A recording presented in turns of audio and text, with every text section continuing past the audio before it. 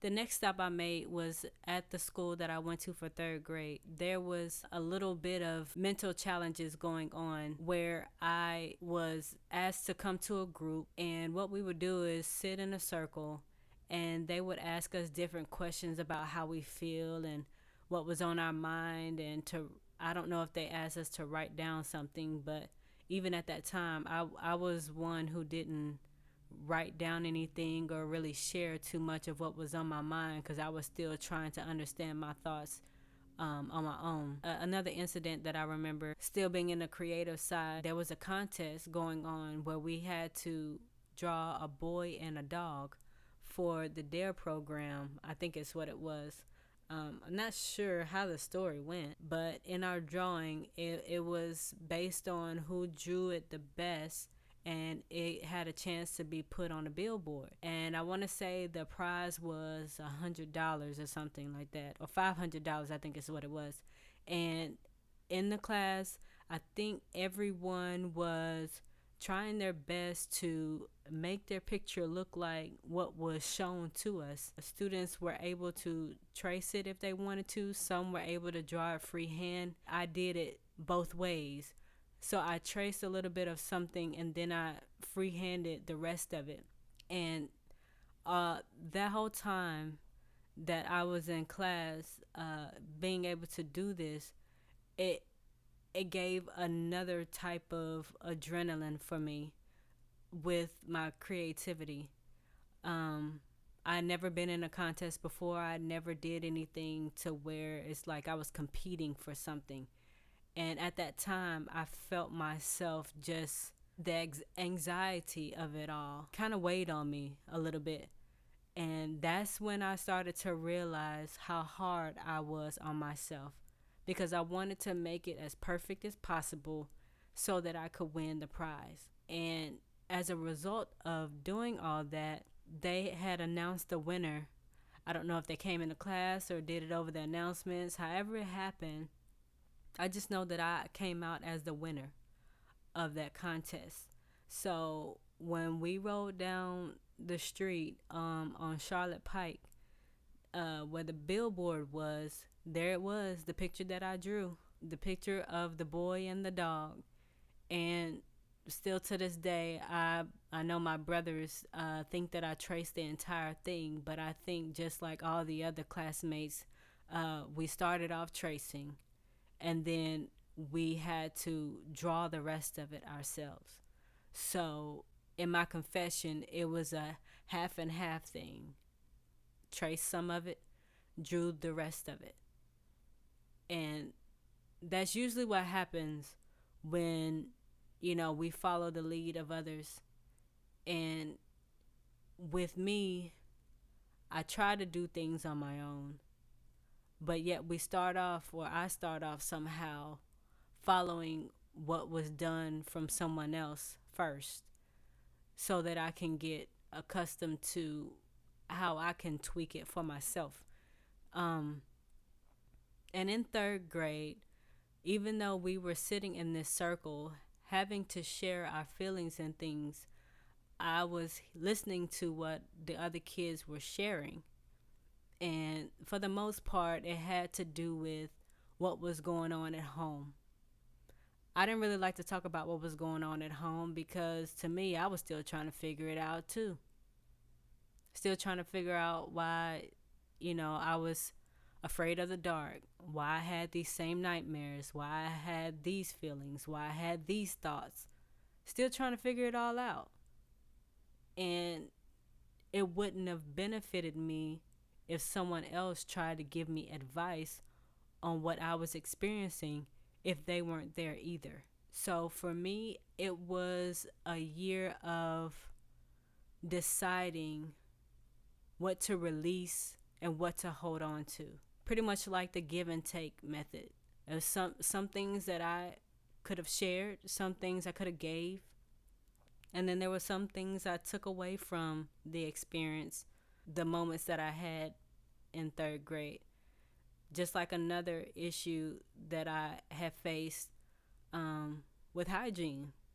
I appreciate my teacher, and I just wanted to go on the record to say that I was very amazed at the fact that she was my very first African American teacher, and I I watched her and I observed her a lot.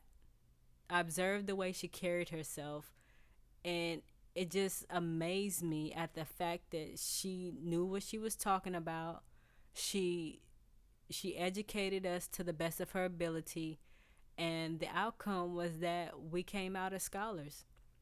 I was an honor roll student, and I believe that was the very first time that I got awarded for something that I put the effort into doing, all because we had a leader and a true teacher who actually taught us what we were doing. I remember doing the whole handwriting books.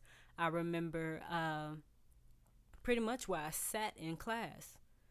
And even the classmates that I had, we had this joy of learning, and we helped one another. And that was the amazing part of school, too. And even though there was that small part where they were trying to get in tune with our emotions and our thoughts and our psyches and all that, I didn't let that sway me from what I was involved in, which is the pure joy of being a child, the pure joy of learning with others who was my age or ethnic background or whatever the case was. It was an opportunity for me to just experience life in a different way. And when I got up to the school on this road trip, I noticed that things around it on the outside had changed drastically. The grass was is very unkempt. The doors pretty much look like the school was shut down. So I don't even know if the school is in operation anymore or not. I do know that the portables that I was having classes in were gone. The the playground was different. Some things were the same, but for the most part, it was different, very different. They had added on to the building after we left, and just in riding to the back side of the school, it looked very different, but still the same. And I was trying to figure that out. You know, the space that it had in the backyard, it still looked the same, but very different. And I think it's because of how they have not managed the grounds of the school. So, in my lesson of looking at that, it's like everything on the outside can show how defeated a person is. Everything on the outside can show how troubled one can be, or how the effects of their environment may take on that person. But on the inside, it's a whole lot of learning going on. It's a whole lot of restructuring and reconstruction going on. A whole lot of differences being understood and made. And as a young person, it was taking a lot for me to embrace my environments, because of the fact that we would go from school to school, habitation to habitation, and I still managed to enjoy most of my youth. What happens on the inside, to me, is what matters most, because it's more effective and it's more evident to the change that can take place on the outside. Whether the school looked the same outwardly or not, it's the fact that what was going on the inside of those walls, you could see the diversity, you could see the love. I hardly ever remember any altercations or fights or anything where the students or even myself got involved in trouble. There were times even after those circle meetings that I would try to ask myself, like, why do they have me coming here? Why do they have me trying to express how I feel? Why isn't everybody else here? Why am I being pulled out of where I was comfortable? Why was I being singled out? I couldn't understand that. because I knew for me there wasn't really anything wrong, but in a sense it was, because I was wanting answers to the questions that I was asking before I answered anyone else's questions. You're asking me how I feel, but I'm trying to figure out why I'm going through what I'm going through. In my mind right now, I'm thinking of the phrase or whatnot: before you can lead, you must follow. Did I follow my instincts? Did I follow those who were truly leading me? Did I ever get the answers that I needed? My question to you would be, what's still lingering for you? Have you stopped following? Have you stopped wanting to lead? There's learned behavior. We learn from others. We subconsciously, unconsciously, or consciously see how others carry themselves and how others move about. And there's something that we get from them. Whether we do it intentionally or unintentionally, there are things that we learn from others and pull from them and carry on within ourselves,